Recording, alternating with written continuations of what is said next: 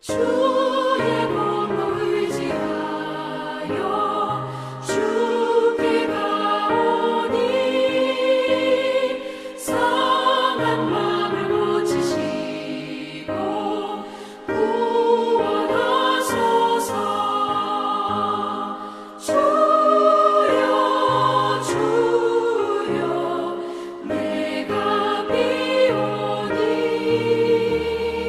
죄인으로 하실 때에 날 부르소서. 만복 그만 우리 주여 위로하소서.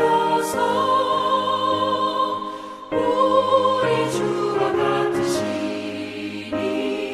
어디 있을까. 주여 주여 내가 비오니 죄인으로 하실 때에 날 부르소서. 아멘.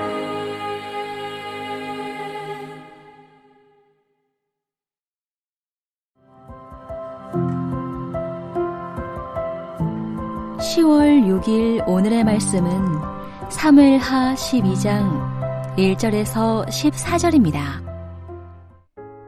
여호와께서 나단을 다윗에게 보내시니 그가 다윗에게 가서 그에게 이르되 한 성읍에 두 사람이 있는데 한 사람은 부하고 한 사람은 가난하니 그 부한 사람은 양과 소가 심히 많으나 가난한 사람은 아무것도 없고 자기가 사서 기르는 작은 암양 새끼 한 마리뿐이라.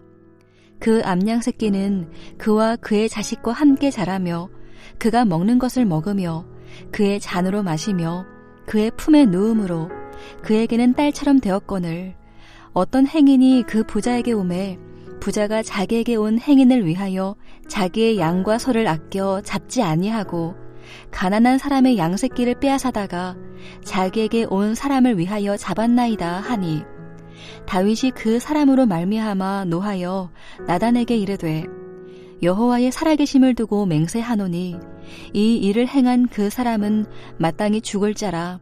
그가 불쌍히 여기지 아니하고 이런 일을 행하였으니 그 양새끼를 4배나 갚아주어야 하리라 한지라. 나단이 다윗에게 이르되 당신이 그 사람이라. 이스라엘의 하나님 여호와께서 이와 같이 이르시기를 내가 너를 이스라엘 왕으로 기름 붓기 위하여 너를 사울의 손에서 구원하고 내 주인의 집을 내게 주고 내 주인의 아내들을 내 품에 두고 이스라엘과 유다 족속을 내게 맡겼느니라. 만일 그것이 부족하였을 것 같으면 내가 내게 이것저것을 더 주었으리라. 그러한데 어찌하여 내가 여호와의 말씀을 업신여기고 나 보기에 악을 행하였느냐. 내가 칼로 햇사람 우리아를 치되 암몬 자손의 칼로 죽이고 그의 아내를 빼앗아 내 아내로 삼았도다. 이제 내가 나를 업신여기고 햇사람 우리아의 아내를 빼앗아 내 아내로 삼았은즉 칼이 내 집에서 영원토록 떠나지 아니하리라 하셨고, 여호와께서 또 이와 같이 이르시기를, 보라, 내가 너와 내 집에 재앙을 일으키고 내가 내 눈앞에서 내 아내를 빼앗아 내 이웃들에게 주리니 그 사람들이 내 아내들과 더불어 백주에 동침하리라. 너는 은밀히 행하였으나 나는 온 이스라엘 앞에서 백주의 이 일을 행하리라 하셨나이다 하니, 다윗이 나단에게 이르되 내가 여호와께 죄를 범하였노라 하매, 나단이 다윗에게 말하되 여호와께서도 당신의 죄를 사하셨나니 당신이 죽지 아니하려니와 이 일로 말미암아 여호와의 원수가 크게 비방할 거리를 얻게 하였으니 당신이 낳은 아이가 반드시 죽으리이다 하고. 한평생 하나님을 사랑하고 말씀에 순종함으로 주의 복을 누리시는 여러분이 되시길 주님의 이름으로 축복합니다. 오늘 본문은 하나님께서 나단 선지자를 통한 다윗의 책망과 다윗의 회개, 그리고 다윗에 대한 하나님의 징계를 선포하는 내용입니다. 오늘은 본문을 통해 우리는 죄에 대해 어떤 태도를 가져야 하며, 그리고 우리는 하나님 말씀 앞에 어떤 태도로 나아가야 하는지 함께 묵상하겠습니다. 본문 1절에 보면 하나님께서 다윗에게 나단 선지자를 보내십니다. 그 이유는 다윗의 죄를 지적하여 다윗이 회개하도록 하기 위함이었습니다. 오늘 본문의 배경은 다윗이 밧세바를 범하고 우리아를 살해한 때부터 1년이 지난 때입니다. 여러분, 우리는 다윗이 어떤 사람이라고 알고 있습니까? 그는 하나님 마음에 합한 사람이라고 우리는 알고 있습니다. 그러한 다윗이 자신의 죄를 완전 범죄로 은폐하려고 했습니다. 하나님은 죄를 지은 다윗이 오랫동안 회개하기를 기다렸지만 그는 회개하지 않았습니다. 그래서 하나님은 다윗이 그가 죄의 심각성을 깨닫게 하시려고 나단 선지자를 그에게 보낸 것입니다. 나단 선지자는 다윗에게 두 사람의 비유를 들려줍니다. 한 사람은 부하고 한 사람은 가난했는데, 부자는 다윗처럼 목자였고 양과 소가 심히 많았습니다. 그리고 가난한 자는 암양 새끼 한 마리뿐이었는데 그 양은 그에게 마치 딸처럼 귀했습니다. 그런데 부자는 어떻게 합니까? 가난한 사람의 양을 가져다가 잡고 그것을 손님들의 저녁 식사로 대접했습니다. 다윗은 가난한 자의 양을 빼앗은 그 부자의 행위에 대해 분노하면서 말합니다. 여호와의 살아계심을 두고 맹세하노니 이 일을 행한 그 사람은 마땅히 죽을 자라. 사실 이 이야기는 다윗과 우리아의 이야기였습니다. 하지만 다윗은 그 비유가 자신의 얘기라고는 꿈에도 생각하지 못했습니다. 7절에 그때 나단 선지자가 다윗을 향해 말합니다. 당신이 바로 그 사람이라. 그때서야 다윗은 내가 여호와께 죄를 범하였습니다. 하나님 앞에 자신의 죄를 시인합니다. 다윗은 하나님께서 나단 선지자를 통해 말씀하시는 그 책망을 듣고서 한마디 변명도 하지 않습니다. 자신의 죄를 고백하며 주님 앞에 회개합니다. 그리고 나단은 책망을 듣고 즉시 회개한 다윗에게 여호와께서 당신의 죄를 다 용서하셨다고 선언합니다. 그리고 하나님의 징계를 선포합니다. 여러분, 우리는 죄에 대해 어떤 태도를 가져야 할까요? 우리는 죄의 심각성을 알아야 합니다. 죄가 다윗의 양심을 무감각하게 하고 하나님과 멀어지게 한 것처럼 죄는 우리의 양심을 마비시킵니다. 하나님과 관계를 멀어지게 합니다. 그뿐 아니라 죄는 하나님의 말씀이 우리 마음에 자리 잡지 못하게 만듭니다. 여러분, 하나님은 어떤 분이십니까? 하나님은 거룩하신 분이십니다. 레위기 19장에 보면 내가 거룩하니 너희도 거룩하라라고 말씀하십니다. 하나님은 우리를 사랑하시지만 우리를 죄를 미워하시고 그리고 우리 안에 있는 죄를 반드시 심판하시는 공의의 하나님이십니다. 그 하나님을 우리는 기억하면서 거룩한 삶을 살려고 노력해야 합니다. 그리고 죄를 멀리해야 합니다.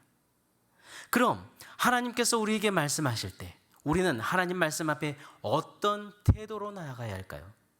하나님은 나단 선지자를 왜 다윗에게 보내셨습니까?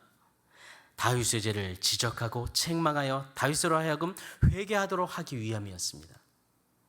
다윗이 죄를 짓게 된 원인은 하나님의 말씀을 가볍게 여겼기 때문입니다. 하나님은 우리가 죄를 짓지 않는 것은 물론 원하시지만 그러나 죄를 범했을 때는 즉시 회개하기를 또한 원하시는 분이십니다.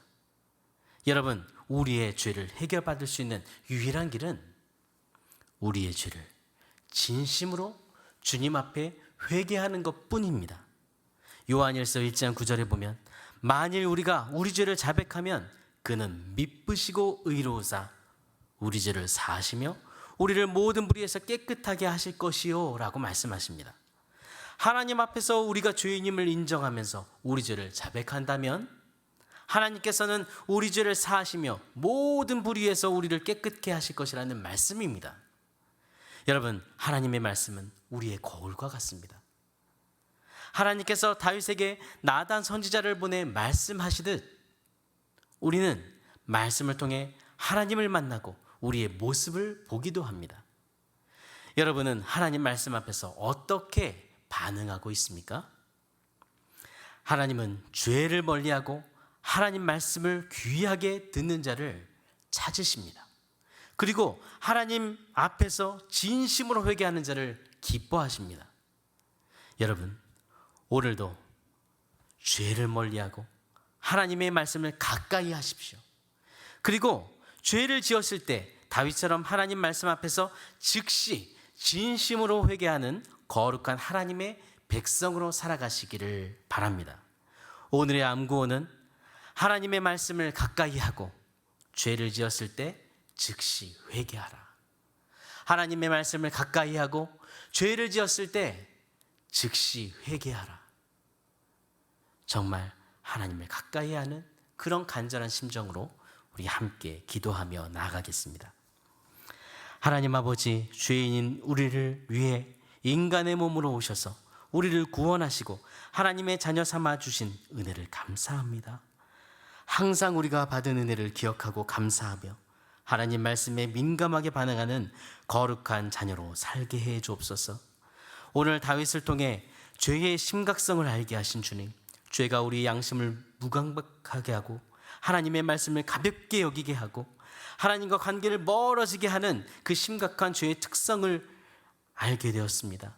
이것을 늘 기억하고 욕심과 이기심으로 가득한 이 세상 속에서 죄를 멀리하게 하시고 하나님의 말씀을 가까이 하는 거룩한 백성으로 살게 해 주옵소서. 또 연약한 우리가 죄를 지었을 때 미쁘시고 의로우신 주님께서 우리의 모든 죄를 사해 주시고 우리를 모든 죄악에서 깨끗게 해 주실 것을 믿고 다윗처럼 주님 앞에 우리의 죄를 인정하며 즉시 진심으로 회개하게 해 주옵소서. 날마다 죄의 올무에서 벗어나 더 하나님께 가까이 나가는 은혜의 삶을 살게 해 주옵소서. 지난 20년 세대로 공동체의 모든 길을 인도해 주신 하나님, 앞으로의 모든 공동체를 인도해 주실 하나님을 더 기대합니다. 믿음과 말씀이 충만한 세대로 공동체가 되도록 은혜를 주옵소서. 10월 17일부터 21일까지 가을 특별 새벽 부흥회가 있습니다. 공동체가 말씀 앞에서 영적인 부흥을 경험하게 하시고 영적인 성장이 일어나는 그런 기간이 되게 해주시고 그리고 영적 초점이 더 뚜렷해져서 주님께 믿음으로 나아가는 그런 시간이 되게 주옵소서. 10월 23일 태신자를 현장 예배에 초청하여 복음을 나누는 오픈하우스가 될 수 있도록 우리에게 영혼 구원의 열정을 주시고 하나님 전도의 열정을 허락하여 주옵소서. 특세와 오픈하우스와 주일 말씀을 전하시는 담임 목사님에게 말씀의 지혜와 능력을 더하여 주시고 담임 목사님께서 주님의 말씀을 힘있게 전달할 수 있도록 영과 육을 강건케 해주시고 성령으로 붙드시며 목사님께서 주님의 사명을 충성스럽게 감당하시도록 인도해 주옵소서. 기업하는 지체들에게 오늘도 믿음으로 그 기업을 이끌어가도록 하나님 그 기업을 붙드시고 세우시고 이끌어 주시길 기도합니다. 사업적인 복의 복을 더하여 주옵소서. 연약한 지체들에게 믿음을 주시길 기도합니다. 간절히 주의 이름을 부르며 기도하는 그들을 만나 주옵소서. 치료 중인 성도들의 연약함을 치료해 주옵소서. 특별히 신보현 권사님의 다발성 골수종을 치료해 주시길 간구합니다. 나는 너희를 치료하는 여호와라고 말씀하신 하나님, 우리의 하나님만이 치료자 되십니다. 권사님의 모든 치료 과정 함께 하셔서 신보현 권사님 지으신 하나님께서 그 마음의 평안을 주시고 그 몸을 위하시며 모든 과정들이 완전한 치료로 이루어지게 해 주옵소서. 함께하는 가족들 주님을 바라보게 하시고 특별히 임종원 집사님 피곤치 않도록 붙들어 주시길 기도합니다. 주님의 손으로 붙들어 주옵소서. 이 모든 것이 기도하는 우리의 모두의 간증이 되게 해 주옵소서. 오늘도 우리의 모든 삶을 주관하시며 동행하시는 살아계신 예수 그리스도 이름으로 기도드립니다. 아멘. 하늘에 계신 우리 아버지여, 이름이 거룩히 여김을 받으시오며 나라가 임하시오며 뜻이 하늘에서 이루어진 것 같이 땅에서도 이루어지이다.